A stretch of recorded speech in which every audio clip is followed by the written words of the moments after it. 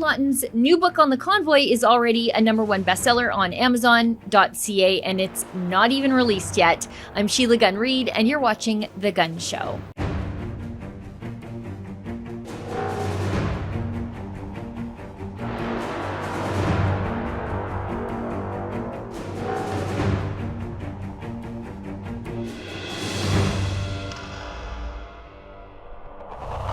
The book by True North's senior journalist, called The Freedom Convoy, the inside story of 3 weeks that shook the world, is set to be released on June 24th, 2022. And as of June 13th, 2022, it had already hit the top spot on Amazon Canada's international politics category. And by the morning of June 14th, it was also the #1 in the politics and government category.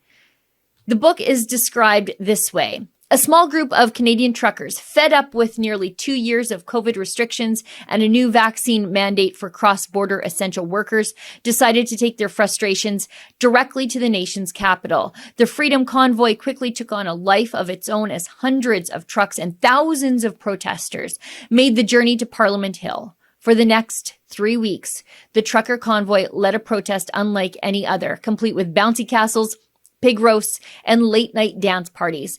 But to the media and government, it was a hate-filled insurrection requiring the unprecedented invocation of the Federal Emergencies Act. The book is based on Andrew's first-hand experience and his interviews with those involved in the convoy. And he joins me tonight to discuss the book, why he wrote it, and if he thinks the Liberals will pay any price for what they did to Canadians. Canadians have stepped up to do the right thing to protect the freedoms and the rights of Canadians to get back to the things we love to do. It's just so tough to watch. There's no reason for that. They were literally running the horses through the crowd. I understand it's like a tactic that they use to try and split up the crowd. Trudeau, you're messing with the wrong people. The 10% is after you if you think it's only 10%. This is something I've certainly never seen before.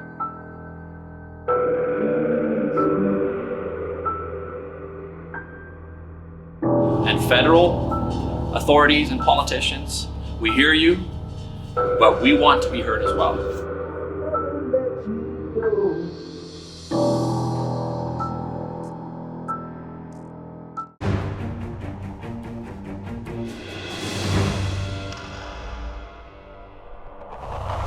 So joining me now from his studio is Andrew Lawton. He's the senior journalist at True North. And this is our second run through because the first time I didn't hit record. But I wanted to have Andrew on the show today because he's got a great new book out. And I don't even know if it's great because I haven't been able to read it yet. Nobody else has either because it's a #1 bestseller and it's not even been released yet. We're recording this on June 13th, and the book doesn't even come out till the 24th, so 11 days. And yet, Andrew's new book, The Freedom Convoy, the inside story of 3 weeks that shook the world, is already at #1 in international politics on Amazon.ca. First of all, Andrew, congratulations, but what inspired you to write this book? Thank you, Sheila. Well, I was in Ottawa when the convoy got to Ottawa, and I was there covering it for True North. And it was, again, there was just this momentous episode of Canadian politics and Canadian history that I knew was not just going to be a flash in the pan. And as we know, it ended up lasting 3 weeks. And I was there the last weekend as well, or the last few days. And I saw just how wrong the mainstream media coverage of the convoy had been and had continued to be for the entirety of it. And I was seeing how much complexity there was to this operation. It wasn't just the trucks and the horns and the bouncy castles, but there was such a sophistication almost to the operation with these command centers and these organizers and the fundraising campaigns and the cryptocurrency and all of this. And I kept saying to a friend of mine, I can't wait to read the book on this. I can't wait to read the book on this. And then I realized, well, who better to write it than me? I was there. I had talked to a lot of the organizers, and I just decided, I'm going to buckle down and make this my spring project. And because it is time sensitive, I made sure to work night and day to finish it very quickly. But I wanted to get it out to really start correcting the record, as we knew there was going to be this review into the Emergencies Act. The media was going to continue to report on the trials of the organizers. And I thought it was important to really put on the record what this thing actually was. Yeah, and there's a real thirst, obviously, based on the fact that you're a #1 bestseller on a book that hasn't even been released yet, which is kind of unheard of in Canada. And I'll say that as someone who has had 3 bestsellers, a pre-release hitting #1 in politics in Canada. I think that's pretty indicative of the thirst from the Canadian public to get the full story from somebody they trust, and they know you and they trust you. They saw your journalism from on the ground. But you've talked about the things that the mainstream media has gotten wrong. True North has been incredible at just documenting where the media gets things wrong, with regard to the Tomb of the Unknown Soldier and the lady that was dancing on there, and then she wasn't even associated with the convoy. Tell us some of the things that the mainstream media really got wrong, but so many of them are still part of the accepted public narrative of this stuff. Yeah, you mentioned a few, and that first weekend, there was just a bombardment of them. The Terry Fox statue, the apartment arson, the stealing food from the homeless, all of these things that were just patently untrue, and still, even months later, would get cited by politicians when they're debating this. So a lot of stuff like that is I think, very much what the book is seeking to correct. But some of the bigger picture things as well. One notable example of this is the money. And this was an issue, not just that the media got wrong, but also the government and the police. They tended to think that money was the lifeblood of the convoy, and that if they could just freeze the money and go after the money, that the convoy itself would dissipate.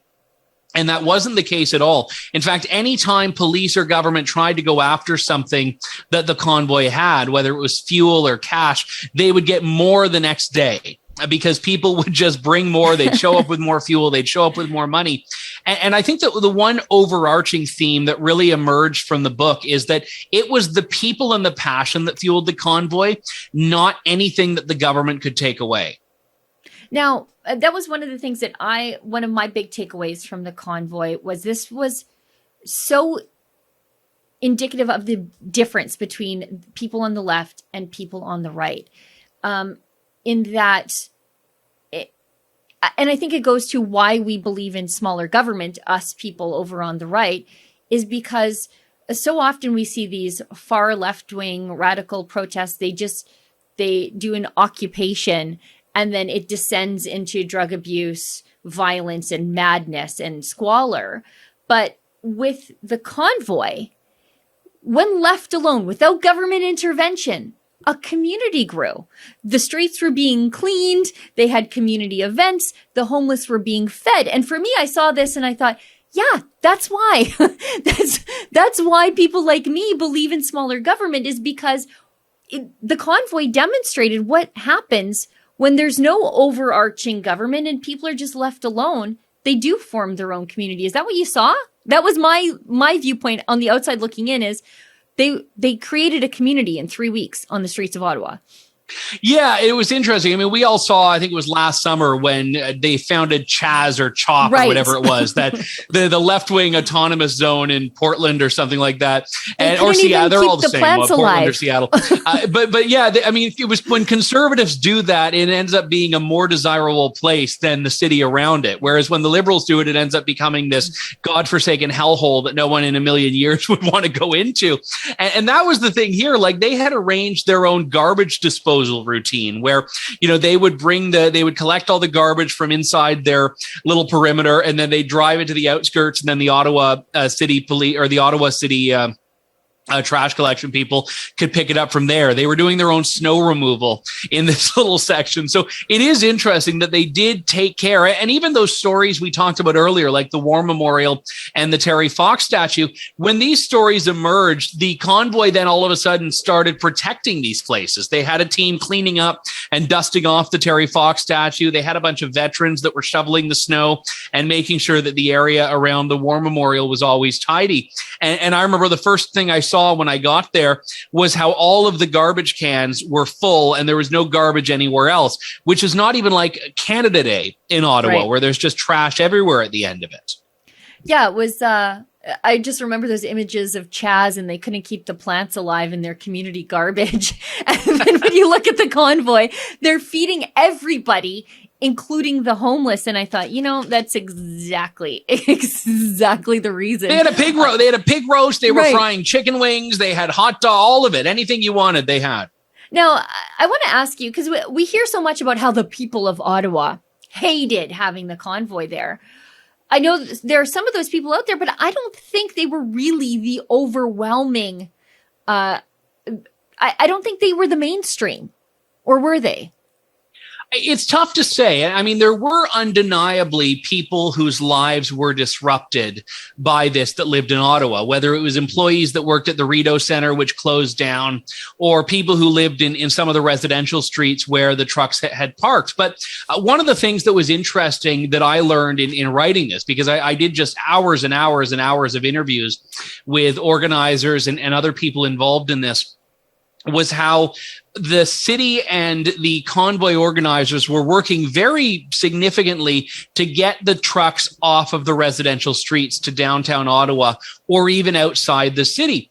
And it was never the convoy's intention to go to these streets. They ended up there because police had shut down access to downtown and there was no room to go. So trucks just kind of said, well, I can't go anywhere, so let's just stop here. And it was really an accidental protest in some of these areas. So people on these streets were definitely disrupted, but the convoys and the truckers were trying to work with them and trying to mitigate that. And people were affected by the honking, but that was a problem that was really dealt with very quickly by that class action. And the one little bit from the book I'll give you that I found interesting, pretty much every organizer I spoke to was so grateful when the judge issued that injunction because they were fed up with the honking too. Oh no, I've attended some of these protests and you go home and you can still hear the honking. Yeah, you bolt up at like 3 a.m. because you heard like a phantom honk. Yeah, that happened even that night. The first night in Ottawa in the hotel, I like bolted up in the middle of the night and I was like, did I dream that or did a truck horn honk? I still don't know. Yeah, it's just a low, like if you've been in the wave pool all day and you can sort of still feel the waves splashing on your face. It was like that with the honking. Now, I wanted to ask you, you talked to some of the protesters. I'm assuming you probably talked to Tamara Lich. I don't know because I haven't been able to read your book yet because it's 11 days till it's released. Did you talk to Tamara Lich? And if so, what was did she tell you about her experience on the inside of the prison system? So I talked to a lot of organizers and volunteers, and some of them I spoke to before I even started writing the book, and I had access to those interviews, and others I spoke to over the course of it. And one thing I'll remind you is that there are a lot of people that I would love to speak to that I just couldn't legally speak to because of their bail conditions. So I have had conversations with Tamara Lich. She is in the book, but because of those bail conditions, I haven't actually been able to do like a formal sit down with her since she was released from jail. And that's really been terrible. Her bail conditions were recently just adjusted so that she can go to Ontario to deal with some family issues. But they are still treating her like she is a monster. She cannot go anywhere near the downtown core in Ottawa because the judge said it might be too traumatic for people to see her little blonde face wandering around. It would somehow bring back the phantom honks of yore. Yeah, it's a bizarre thing. And again, it speaks to one of the chapters is called Dueling Narratives, because there really were throughout the course of the convoy, these two vastly different stories that were emerging from the same set of facts. You had Justin Trudeau in the mainstream media, this violent insurrection, the fringe minority. And then you had the people that saw the bouncy castles and the pig roast and saw this, tiny Métis grandmother that just united a nation behind her. And it is interesting that this is apparently this fear-inducing, trauma trauma-inducing figure in Canada now. You know, I wanted to ask you about the title of your book because it's called The Inside Story of the 3 Weeks That Shook the World. I think it inspired people around the world. Do you think the Liberals fully understand how much they were harmed by their reaction to the convoy, internationally speaking? You know, we saw members of the European Parliament speak out against Justin Trudeau, and he's used to being the darling of the international media. Do you think they get how bad it looks on them?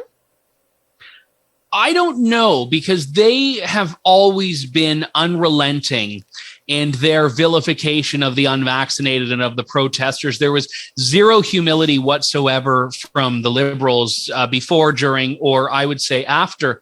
But it was international, and that's very deliberate, that idea of saying it shook the world. And one of the points that I raised in the book is that I had never in a million years seen the term Canada-style protest appear in media coverage, but it was in the Associated Press, the New York Times, the UK Independent, because Canada had exported this, the truckers had exported this idea of using a convoy to protest. There was a big convoy in the US. There was one in Europe to Brussels, where the EU capital is. And all of this happened. And I do think that, again, even if we didn't see immediate policy changes that you can attribute to the convoy, it very much inspired millions of people, not just in Canada, but around the world, most definitely. Yeah, I think we're underselling it when you say we're not sure if we can attribute immediate policy changes. I know once that convoy rolled into Ottawa city limits, Scott Moe in Saskatchewan was like, you know what? we're done with the vaccine passport. There were a lot of politicians. Well, in Quebec dropped the tax on the unvaccinated. Yeah, a lot of politicians did not want to get convoyed themselves, I think. Now, I also wanted to ask you about some of the things that have come out, I guess, likely since you wrote the book, and that is just how much Marco Mendicino has been caught lying about the circumstances around the invocation of the Emergencies Act. He has said repeatedly that law enforcement asked him for this tool to, I guess, at the end of the day, charge Métis grandmothers with mischief, as though that wasn't a tool under the law already. What do you think is going to come of that? Is he going to face any sort of career ramifications? Is he going to have to resign?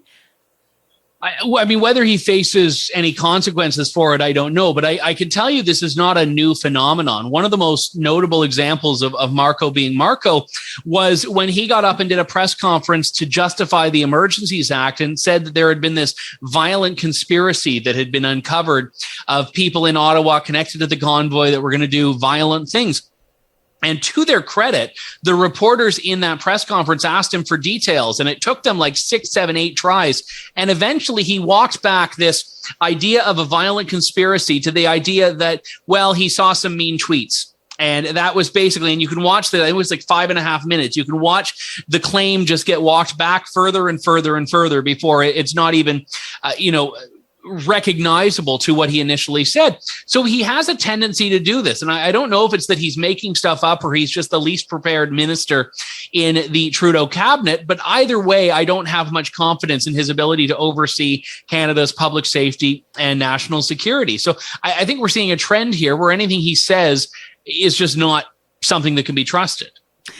Well, and I don't want to tip my hand too much to what I've been working on lately, but I have a lot of the police communications with Mendicino's office where they were advising him that things were completely peaceful. So when he was in the media saying that violent conspiracies were being uncovered, that was him reading his Twitter account. He wasn't getting that information from the police. But I do think it's interesting that the police didn't say anything at the time. That, I think, might be the most annoying part of all of this to me is Mendicino was out there in the media at the time saying the police asked for this. And the only time we're hearing the police say, no, we didn't, is later on. Yeah, when they're under oath, right? When they're under oath at the committee hearings, when Mendicino could have been proven to be a liar and we could have saved a lot of damage to civil liberties in this country if the police had just spoken up sooner. Yeah, it's unfortunate. I mean, my book very much focuses on the convoy organizers' side of the story, because that was the side of the story that was not being told through the media coverage. But I did try to get the Ottawa police chief to comment. I tried to get Peter Slowly, the deposed Ottawa police chief, to do an interview, and I didn't have any luck with it because I did feel that their side of this would be very fascinating, because I think that even if we don't like how police ultimately took those powers at the end of this, I do think that police were oftentimes stuck in the middle of what the Liberal government were trying to make a political fight rather than a policing fight. And I mean, Peter Slowly himself said this early on. He said, there's not a police solution we need here. This is something in need of a political solution. And I think the Liberals didn't want that. The Liberals wanted the police to be the ones that had to go in and get their hands dirty. Now, I want to ask you, is this going to impact civil liberties for Canadians going forward? Is this a one-off event? Did we normalize having the banks seize your bank accounts and making protests illegal? Or is the pendulum going to swing back the other way going forward?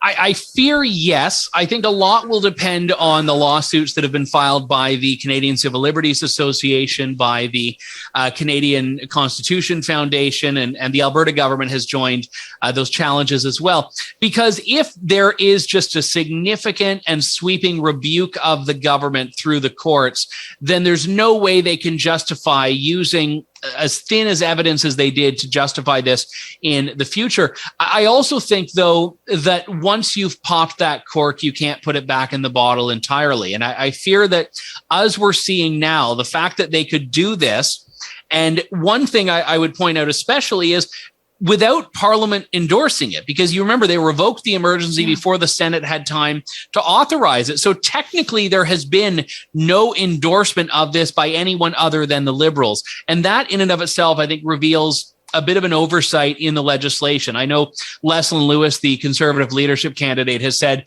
perhaps we need to look at having a vote within 24 hours rather than 7 days. I think that's the sort of discussion we need to be having about this act. Yeah, I mean, I guess that goes to my next question is, what is the solution to make sure that this never happens again? Because the Emergencies Act was very clear that it's really only supposed to be invoked for 9/11 scale events, Pearl Harbor scale events, and not bouncy castles from people with whom you disagree politically.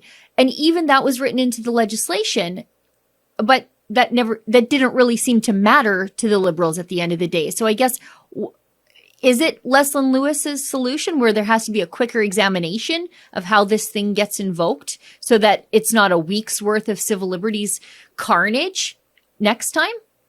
Yeah, I think that's one piece of it. I mean, but at the same time, there might also be a bit of a Pyrrhic victory in that, because the Liberals had a majority in the House of Commons and quite easily passed it through the House. We don't know what would have happened in the Senate, but the ability for a majority government to rubber stamp it doesn't solve the problems just because they're doing it more quickly. I do think that an expedited time frame is one piece of it. I would also suggest that another thing that could be done is reevaluating this idea of a public order emergency, because the Emergencies Act has a bunch of different criteria, whereas before, under the War Measures Act, it was very clear. You had to essentially be in a state of war. And even with the FLQ crisis, it was controversial for Pierre Trudeau to invoke it. So I think that we need to reevaluate these different categories in the Emergencies Act and see if maybe we need to go back to only having the extreme criterias with very strict, basically preconditions, and those are the only way that you could invoke it. Now, Andrew, I want to thank you so much for coming on the show today. I always feel so much smarter after I'm done talking to you. Is it because I'm so dumb you look smart by comparison? No, I'm just soaking it all in. It's like I'm drinking from a fire hose. Now, I want to ask you, first of all, how can people get the book? And let's keep it at the top of the bestseller list on Amazon for as long as possible. I know that irks the people on the other side, so let's do that for you, but also for Spite, because I'm motivated for Spite. So how do people find the book? Well, yeah, if you want to help with the Amazon rankings, you can go to Amazon and search for The Freedom Convoy, the inside story of 3 weeks that shook the world. But also, I know not everyone likes Amazon. You can also get it directly through my publisher at SutherlandHouseBooks.com. And hopefully it will be in all of your local bookstores when it comes out on June 24th. So if you want to give them a call and make sure they're carrying it, I know that would go a long way. Oh, I can't wait. I can't wait to see your book out in the wild. I can't wait to see that. Now, how else do people find the support or find and support the work that you do? I know you have a Substack. You're also on True North. So let us know. Yeah, I'm like the Travelocity gnome online sometimes. I just pop up everywhere. But if people want to follow my show and the work that my fantastic colleagues at True North do, you can head on over to tnc.news. And I am at Andrew Lawton on Twitter. Great. Thanks, Andrew. And thanks so much for coming on the show today. Hey, anytime.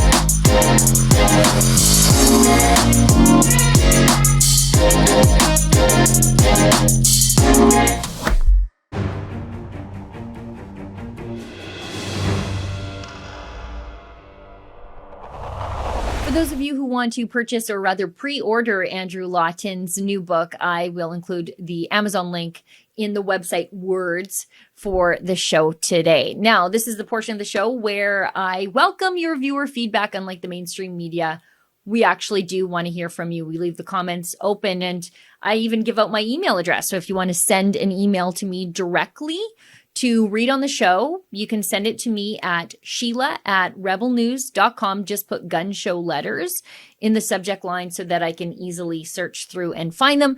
And I choose them in no particular order. So today's letter is from Bruce Atchison.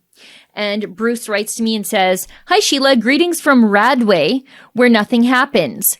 That's not true. Radway is a bustling burg north of Edmonton, and you have a really great Army surplus store right downtown. And I haven't been there in a while, but my kids are really into airsoft lately, and so they could use some Army surplus clothes. Anyway, don't sell Radway short. It's a great place.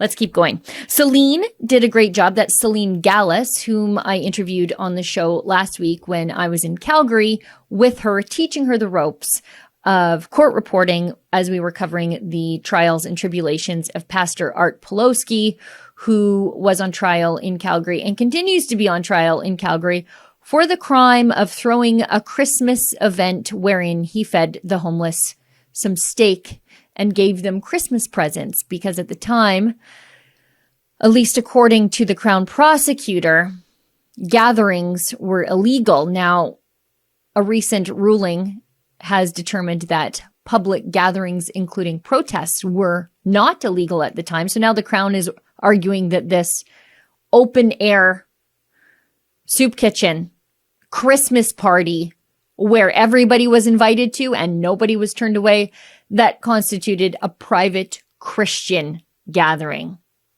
It's quite a stretch, a real leap. Don't hurt yourself stretching that hard, Crown prosecutor. Anyway, Celine was learning the ropes of how to court report. And we did a pretty extensive interview about, what it's like to be a rebel, what it was like her first week here at Rebel News, wherein we stuck her in a rental car and sent her all the way to Ottawa from Calgary. And then when she came back, she didn't even get to go home. We sent her straight to Coots. Anyway, we didn't break her, and she's no longer an intern. She's a valuable member of our team who's learning all different aspects of the business.